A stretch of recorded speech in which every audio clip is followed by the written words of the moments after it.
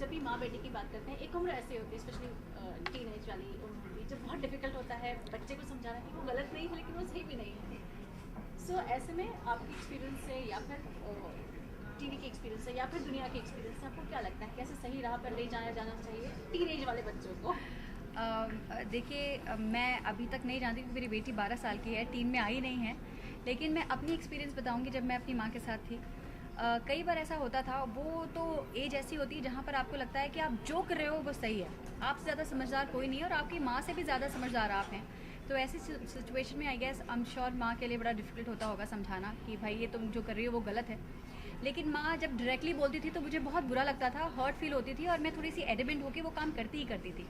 फिर मेरी माँ ने कोई और रास्ता ढूंढा।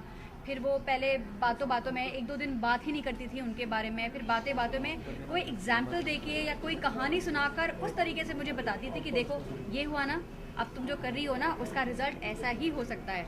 तो भले उस वक्त मैं नहीं मानती थी लेकिन बाद में मैं डेफिनेटली बेड पर या कहीं और सोचती थी उसके बारे में और I too then again go and talk to her और मैं कहती थी आई एम सॉरी, शायद मैं गलत कर रही थी, I will improve. I think वो तरीका मेरी माँ का बहुत सही था और अपनी बेटी के साथ जब वो टीन हो जाएगी मैं डेफिनेटली यही तरीका यूज़ करने वाली हूँ। मुझे तो मॉम जितना भी फ्रीडम देती है उतने में मैं खुश हूँ, क्योंकि मॉम अगर मुझे फ्रीडम दे रही है तो मतलब वो मुझ पर ट्रस्ट कर रही है एंड आई एम हैप्पी।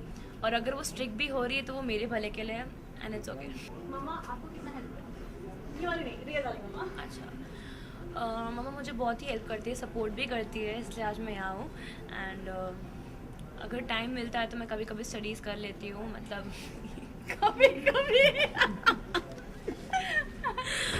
अगर आपका खूबसूरत रिश्ता है, हेल्दी रिश्ता है तो आप ज़्यादा एक दूसरे से आपके रिश्ते में ज़्यादा मजबूती होगी और आपको ये टेंशन नहीं होगी कि मेरी बेटी कहाँ जा रही है, किससे मिल रही है, क्या कपड़े पहन रही है, कुछ गलत ना हो जाए। आप उसे थोड़ा सा छूट दोगे और बेटी को भी पता होगा कि मेरी माँ मुझ पर इतना ट्रस्ट करती है, मुझे छूट देती है तो मैं ऐसा कुछ ना करूँ इस बिजी लाइफ की वजह से। कि आप कई बार अगर कार में बैठे बैठे रियलाइज़ भी कर लेना कि आपने माँ को बड़ा ग्रांटेड ले लिया, आपने माँ को बड़ा वो कर दिया, तो आप माँ के सामने जाकर बोलते हुए ना कि आई एम सॉरी मैंने ग्रांटेड ले लिया, बड़ी शर्म सी आती है, ज़रा ऐसा लगता है कि हाँ ठीक है ना, माँ समझ जाएगी। लाइफ में ऐसे कई सारे मोड़ आए जहाँ पर मैं अपने आप को बहुत टूटी हुई महसूस कर रही थी, बहुत अकेली महसूस कर रही थी, बहुत गिल्टी महसूस कर रही थी कि मैंने अगर ऐसे कदम ना उठाए होते तो शायद ये मेरे साथ नहीं हो रहा होता। लेकिन मुझे एक बार भी याद नहीं है कि मेरी माँ ने मुझे कोसा ये कहते हुए कि तेरी गलती थी और तेरी वजह से हुआ, जबकि गलती मेरी ही थी। लेकिन वो हमेशा मेरा हाथ पकड़ के बोलती थी मैंने तुझे मना किया था लेकिन कोई बात नहीं, अब तो गड्ढे में गिर गई है तो मैं तेरे साथ हूँ। So she was always there with मी।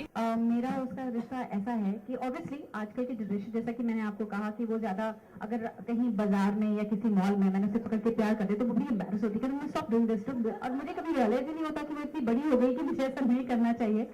सो उसे बहुत बुरा लगता है। लेकिन हाँ, हम दोनों का रिश्ता जो है, इनफैक्ट मैं कह सकती हूँ कि हमारा रिश्ता बहुत फ्रेंडली है, बहुत हम दोस्तों जैसे हैं।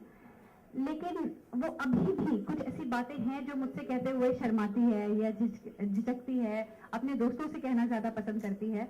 तो मेरे ख्याल से अगर वो ये शो सुने तो उसे भी रियलाइज होगा कि उसकी वो सारे सीक्रेट्स जो अपने वो दोस्तों से शेयर करती है उसे मेरे साथ शेयर करना चाहिए, क्योंकि मैं उसे सही एडवाइस दूंगी।